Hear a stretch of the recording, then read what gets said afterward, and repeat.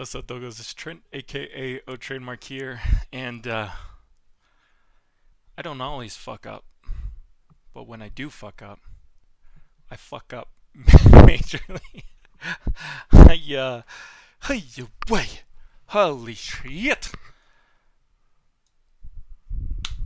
I apologize to the 200 or so of you that were able to watch the video that I posted earlier because it was fucking wrong, a lot of it. So we're doing a take two. After posting the video, I started explaining on Reddit and realized that I had a lot of data that was old from pre 2.0, and I just had like one formula that was wrong, which really screwed up the value to cost ratio. So we're going again. Here is going to be a more condensed, hopefully more condensed version of value assessment in Star Wars Force Arena. So this is going to be valuable for any of you who are just starting the game, or even players that have played for a long time, to help you understand what things are kind of worth using your crystals or your money on and which ones are not, hopefully. And this is even valuable to free-to-play players, so you can, especially for free-to-play players, so you can be aware of what to use your actual crystals on, what's going to give you the best return on your crystal or money investments. So let's get into it. After every update, Netmarble posts these little a bunch of things that have like times 2.6 value, 20% discount.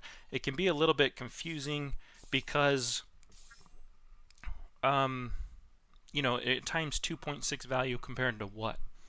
And so what I've done is I've created a spreadsheet which can essentially determine the value of different cards and card packs. And the way that I've done this, the math behind it is basically I took the most expensive crystal pack, which is the $100 14,000 crystal pack, and using that crystal pack I was able to basically, let me show you real fast, I can using this information, I can determine what one crystal is worth. So you can see here that one crystal is worth less than a penny, like a third of a cent. And then using that conversion, we can determine that one credit in the biggest pack. So let's see, where's credits? Oh no, sorry. One crystal is worth about a seventh of a cent, and then one credit is worth like way less than that, hundredth, thousandth, can't tell. But that's the basic premise of it, is that by using the conversion for crystals and credits, we can then go into the shop and using the card valuation of the credits, a legendary card worth 75,000 credits, when we use the conversion here for a common card or a legendary card, let's see, where are they? Right here. So here's cards, and you can see that by using these conversions we can get a look at what one card is worth. So one legendary card at 75,000 credits is worth approximately $9.64, one unique $5.53, one epic 39 cents, one rare 26 cents, and one, oh no, that's 2 cents per rare, and then a third of a cent for common cards. So by using that information, let's go back to the card packs, we can essentially look at the card packs here and the featured items and determine how much value is in each pack. Now here's what I'm going to say first and foremost for anyone that is new. You have the ability to buy cards, obviously, in the card section for credits. Now this is pretty much the worst possible use of credits that you can do with your money, especially for legendaries and uniques.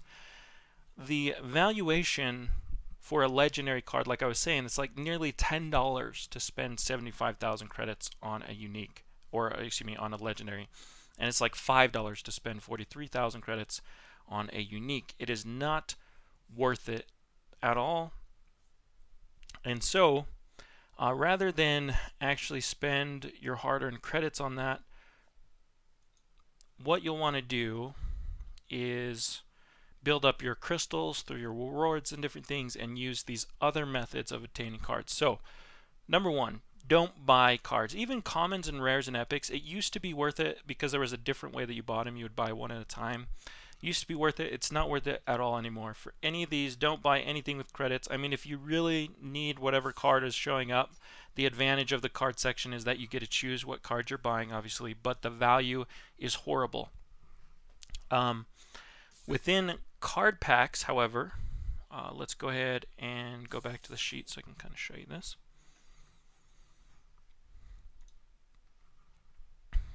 Basically what I've done here is I've taken all these different card packs and I've broken down what is inside of them. So you see here the cards that are included, the epics, the commons, the rares, the uniques, the legendaries. Then we took those values, we included any crystals that were in it, any credits, and then finally we end up with a total value. So this column right here is the total value which exists within each one of these things.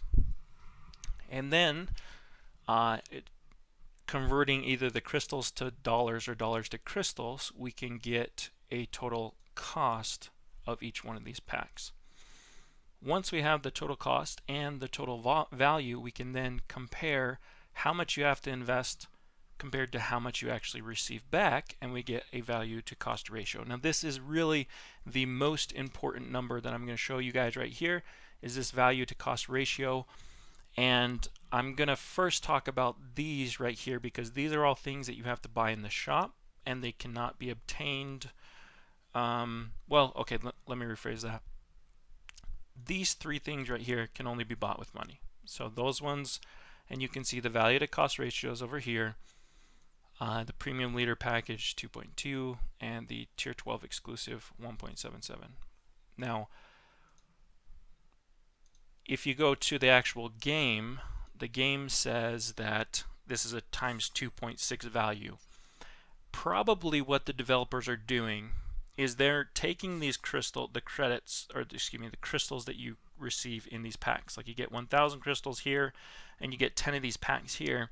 They're probably using the highest valuation of crystals possible, which would be like buying, you know, if you only got 270 crystals, right, like this pack, the 270 crystals is not worth per crystal, it's a lot more.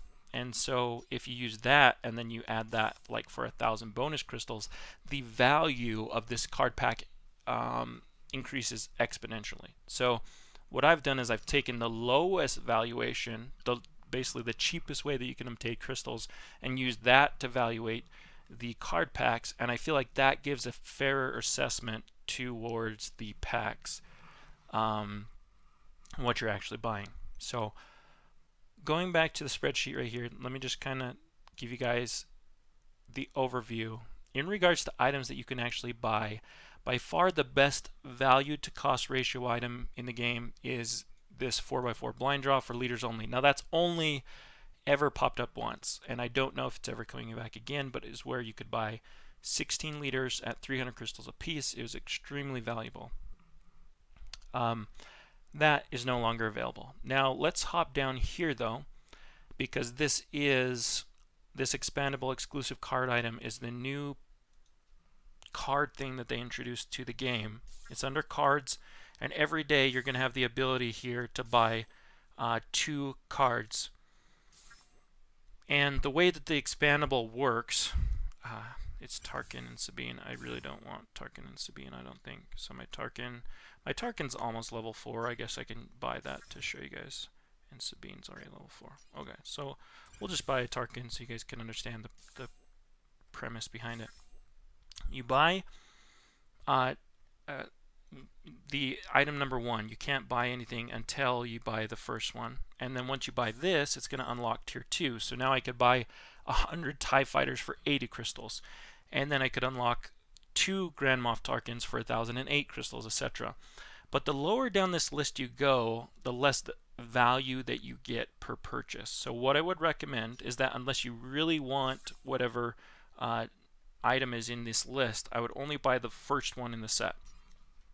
Going back to the spreadsheet, here's the first purchase that you have, right? This is this needs to say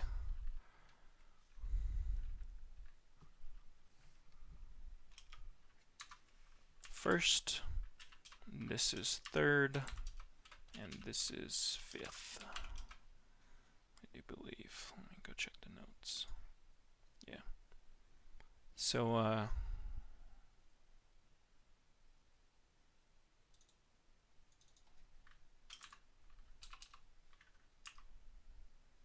kind of need those notes over. Okay. So as I was saying, if you buy that first one, it's really valuable. If you go down and you buy the third line item, the overall amount that you have is a little less valuable, a little less of a discount. And then if you go all the way to buy all 6 legendaries, it's actually not very valuable at all. I mean, it's still a 2.26 return, so that's good, right? I mean, you basically, for that expendable 5th, you're spending $26 to get a return of 60. That's still a pretty good valuation here. It's better than any of the money items that you can buy. But the way that you can look at it is if you need that leader, okay? If you need this leader, whatever leader shows up here, then it is worth buying 1, 3, or 5. The actual individual cards, so the like the TIE Fighter, the 80 crystals for 100 is actually pretty garbage. I wouldn't do that.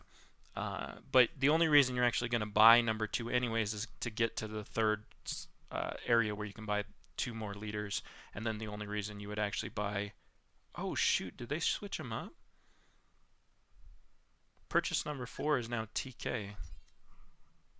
Maybe these fillers are random, because when I actually input these packs, the 4th purchase was like rares or something. Yeah. That's actually cooler to have the unique here, but that means that this line is going to change. So that's, you know, that's going to be, I'm not sure if this is a permanent change or if it's, you know, different, but this is going to be 1 unique for 960 crystals, and you can see that for that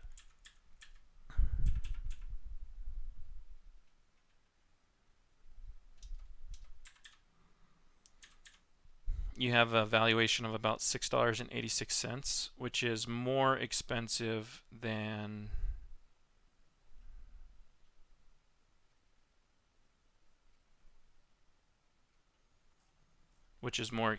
the regular unique. So it looks like it's actually not good to go down to that point, which is a little unfortunate. Basically, you're being kind of forced to buy that number 4 thing, and that looks like the unique's not actually a good value. So I would stick around the 1st or 3rd purchase for these expandable exclusive card items. They are good value at those first 3 purchases. Past that, I'll have to kind of recalculate this to get an idea. I'll have to see over time if that if those 2nd and 4th card slots, if they change what rarities are offered there. But they're not discounted, so that's the main thing that you need to understand, is it's only worth it to go to the 1st, 3rd, or 5th card slot there. But let's talk about the money items, since these, you know, a lot of people are going to spend their money on these when they first come out. And the valuation of them over here, you can see the tier 12 exclusive pack. I was actually pretty disappointed in this because the valuation is actually not great on it. And these are the packs that show up like when you reach certain tiers. I forget what tiers it is, but at certain tiers you're going to get offered an exclusive pack. Now the nice thing about the premium leader packages and the tier 12 packages and the 4x4s for that matter, or really most of these actually up here that are in the money, is that you get to see exactly what you're buying before you buy it. And so the exclusive packages, I think they're all wildcards, which is awesome. You basically get to choose what legendaries, what uniques, what epics, what rares, what commons you want, which is clearly more valuable, right? Because you can choose all the meta cards that you want, and assuming they don't get nerfed, you know, you have the ability to choose what you're buying is powerful. But from a strictly value standpoint, if all legendaries are worth the same amount, then there's other things which are going to be more valuable for you to actually do. So let's go ahead and talk about these, because this is where I want to get to. Is this area down here towards the bottom of the spreadsheet is all of the things that you can do without without paying money. Okay, so from here down, from Diamond Victory Pack boosted down. Now, essentially how I'm getting this value to cost ratio for these ones is these victory packs are if you get a win and you actually get a diamond or a platinum pack, and then you use crystals to open them early while you have a premium booster running. That's what the boosted means right here in parentheses. Now some people are going to say, well, why should I pay crystals to open a victory pack early when I can just wait the amount of time that is actually it's going to take? And the reasoning is this, and it really depends on how much time you spend in the game, okay? But let's say that, so here's a good example right here, is you know, I have one platinum pack that's running, and I always have a booster running because it automatically opens my packs and runs them. But let's say that I play 3 games right now and I get 3 victory packs. That's great. Each one of those victory packs is going to give me, if I was just to wait the time for it to open, it's going to give me a certain value for each one of those. So you can see, let's see, a gold victory, no, silver boosted right here. It's going to give me $1.82 for however long that takes to open a silver, which is like 4 hours, I want to say. And then the bronze victory pack right here is going to give me 29 cents for the hour and a half, for the 90 minutes that it takes to open this one, which, you know, is not really anything there. Going back to the game though, the reason why you want to use crystals to open these is when you play, if you play enough games in ranked to where your slots are now full, okay? Let's say that I was to play 10 games right now and I win all 10. The first 3 I'm going to get victory packs for, and the last 7 I'm not going to get anything for. Well, I might get my, like, you know, my missions accomplished, and there are some advantages of playing each day even if you don't have victory packs. But those 7 victory packs that I didn't get potentially could have been a it could have been a silver pack. Let's see, so here's a gold pack, a silver pack boosted, which is $1.82, $3.66 for a gold, or look right here, a platinum boosted pack is worth $14.22. And because I always keep my slots open, when I got this win and got this platinum pack here, I had space for it to come into my inventory. So here's the way that you want to look at it. Overall, since I started playing, or this information isn't right here. At some point they've erased it, but it says I have 1,700 victories in light side, around 1,565 in dark side. Let's just say that's not accurate. Like I said, I mean that's like 3,300 or something wins, but really the amount of victories before it got cleared, I'm probably closer to around like 5,000 victories total. Since I started playing in the beta till now, maybe around 5,000 victories, you know, and each one of those, because I had from the very beginning I've had a booster running. Occasionally I forget to open a slot, but the majority of those 5,000 wins have had an open slot to where a victory pack could go into, and I've gotten the value from all those 5,000. Now out of those 5,000, the chance to get a diamond pack is extremely rare. I want to say maybe since the lifetime of me playing the game, I've probably gotten 15 to 20, 25 diamond packs from victory packs. So it's an extremely rare chance.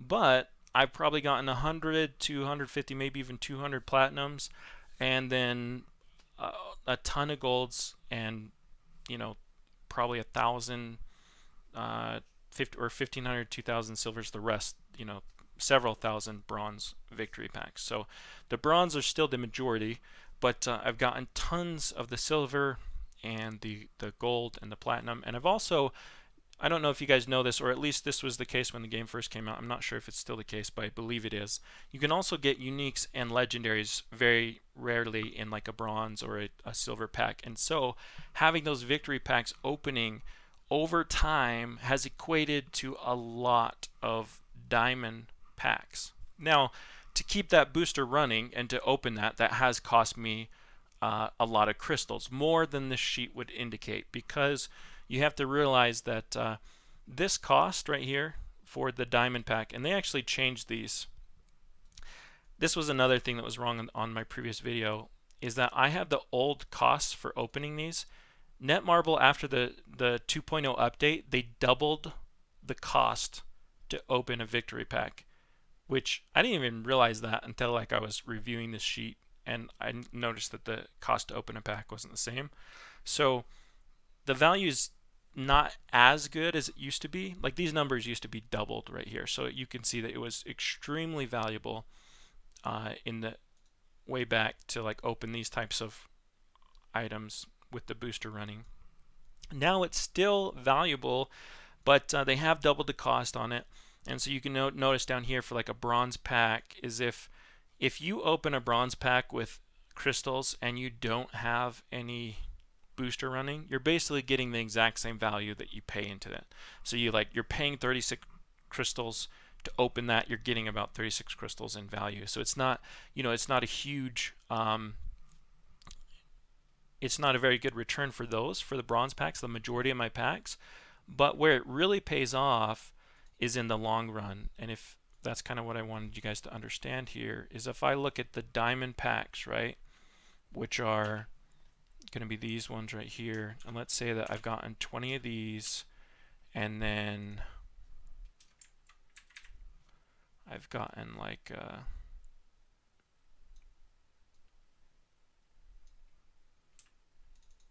let's say I've gotten 100 of these,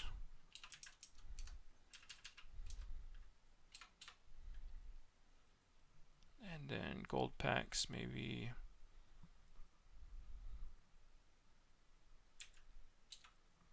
I mean, these are all just guesses. Obviously, I don't really know how many of these things I've gotten, but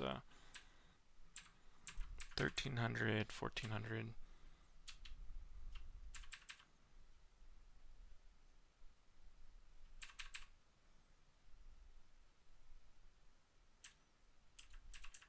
Yeah, it's probably even higher than that, to be honest, because I'm not sure of exactly how many bronzes. It seems like about 66% or so of your victories are going to be bronzes. So like for me, I've had a ton, of bronze victories, which is like probably 3,000 or so. But you can see here, this is kind of what I wanted to get at, is that this total that we have is really what I'm after.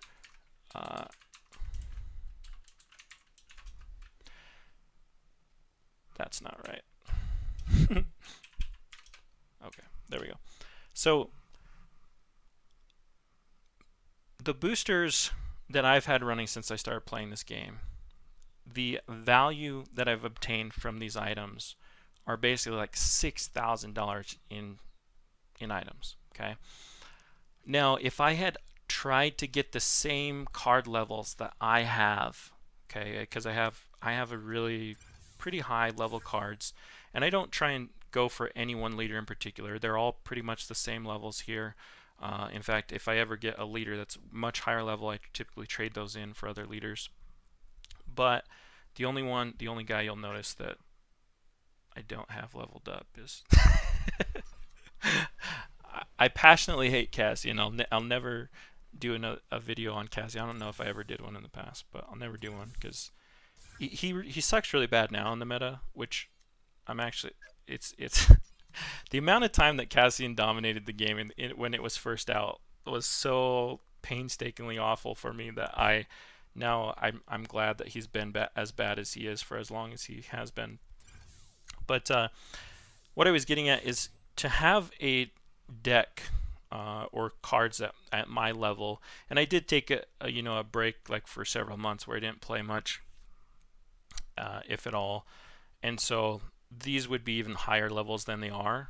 But To get this, if I was to pay with diamond packs, it would probably be, I would guess, maybe like $2,000 to $3,000. I'm guessing it should get around a deck size of about this big. Okay, and I've done that. I'm not sure exactly how much I spent. Probably around like 600 or so in this game, which is still a lot. Don't get me wrong. I'm not trying to say that that's not a lot of money. I understand it is.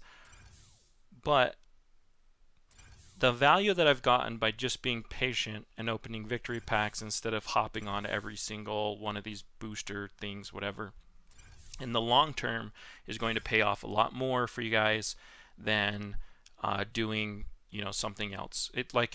In fact, there's plenty of free-to-play players that are in Ascendance, like Alicia, one of the leaders of the guild. She has a level 6 Krennic and I think almost a level 6 Jin. So she has like nearly 2 level 6 leaders, completely free to play. All she does is every time that she has the pick available, she's trading in leaders to try and get the ones that she wants. And over time, she's been able to basically get level 6 leaders, and pretty high level cards. In fact, for her main decks, they're probably about the same level as like whales. So if you really focus on specific cards, even if you're free to play, and if you're patient, you get your daily challenges in, you get your credits every day, you know, and especially if you can run a booster, which is kind of what I was getting at, that's going to be the most value for you in the long run. Okay.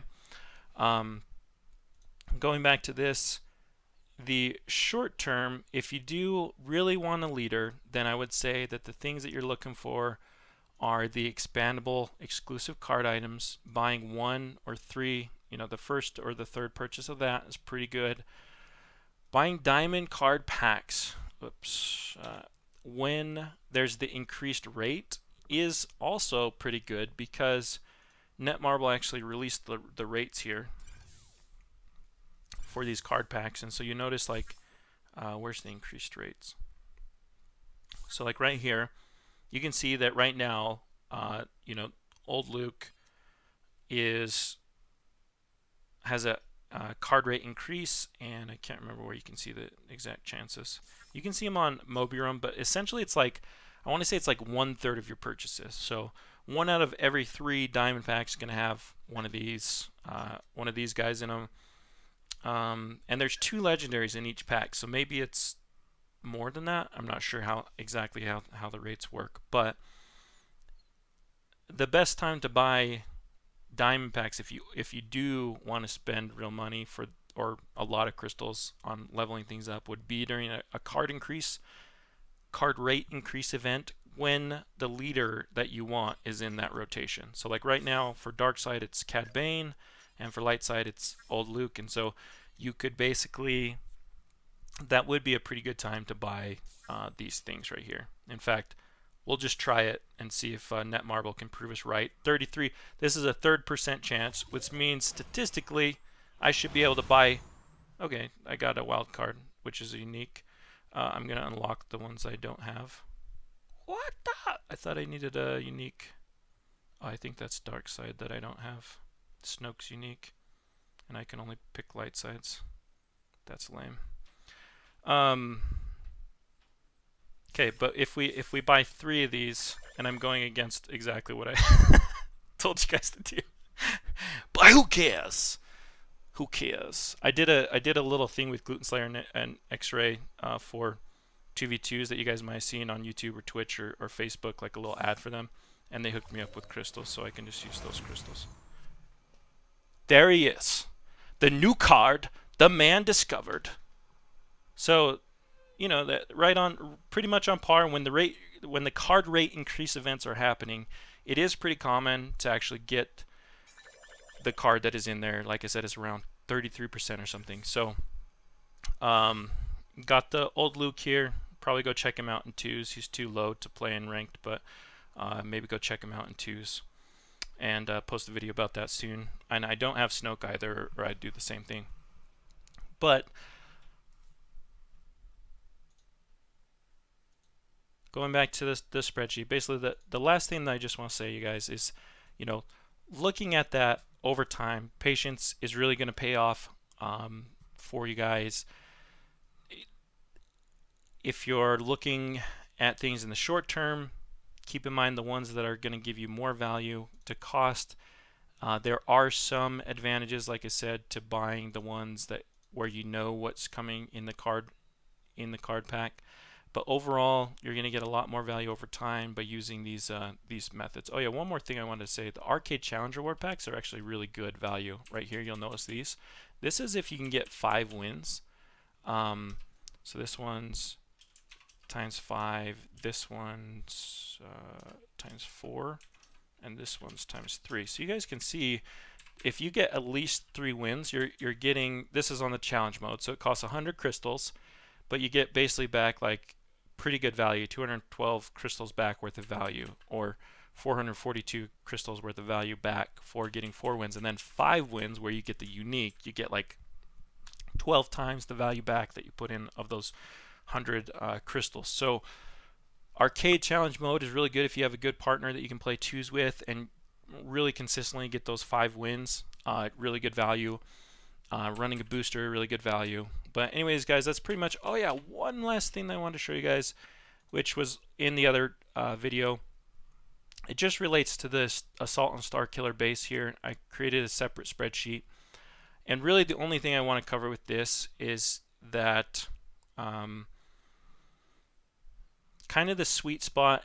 Every single day you have 6 moves that you can get. So you notice right here I have 3 challenges that I can complete in the next 21 hours that are going to give me 6 total moves that I can move my ship here. And let me show you what it does. It's just like it moves your ship a certain amount of spaces, and you have to get lucky because you have to land directly on the, as you're going around here, you have to land directly on hyperspace to go into the attack run circle, and then you have to land directly on attack run to actually get an extra attack here. But once you get a certain amount of attacks, you get bonuses down here that you can see. So at 5 attacks, my next attack, I'm going to get a wildcard legendary, so I can pick Snoke in my next attack, so that's going to be valuable for me. And essentially that's what I'm going to do on my next attack, is pick Snoke, so I can have him. And then at 9 attacks, I get 2 unique wildcards, at 14 2 legendaries, and at 20 attacks you get 4 times legendary selectors. However, it's really garbage to go past basically like 5 attacks. So this is all luck based, and you have to get lucky to actually land on the hyperspace and the attack moves. But let's say that I was going for 14 attacks, or let's say just 20, right? And to get, which it sounds pretty cool to get 6 legendary selectors and like 4 unique selectors, unique wildcards. You can basically select whatever card you want. But you look here, and the overall cost of this is pretty horrific. It's basically 13,000. You guys can't see this because it's a little bit off screen, but let me try and do this real fast. Okay, so it's like 13,800 crystals and $98 to get, if you had these odds right here, 2 rotations per attack, 9 moves per rotation, and you got your challenge moves, it would be $98 to get yourself $139 worth of value, which is pretty bad. You can see here these values are wrong, so I'm going to delete them. But you can see 1.1, 1.4, not very great value to cost on this. And so you want to stick around basically the 5 attack range if you're free to play. If you're pay to play, maybe 9, maybe even go up to 14. But remember, depending on your luck, you might you're going to start paying a really heavy premium to get up into those legendary selectors. Instead, I would do the card rate increase events, because that's going to come with a ton of other stuff. So if you get really lucky and you're doing great and you're always hitting those hyperspace attack runs, then I guess you could kind of go past there. But the sweet spot is really around like 3 attacks. If you're free to play, you're going to be able to get to 3 probably just using your 6 free moves every day. Maybe even get up to the 5 attack bonus, and then past that to the 9, it's a little bit more difficult. But anyways, guys, that's it for me. If you have any questions about value, feel free to post in the comments. I'm going to post a very summarized view of this video in a comment with all these spreadsheets and everything pinned to it in a Reddit post. But that's pretty much it. If you guys, thanks for watching. Malo, aupito. Peace. I'm out of here.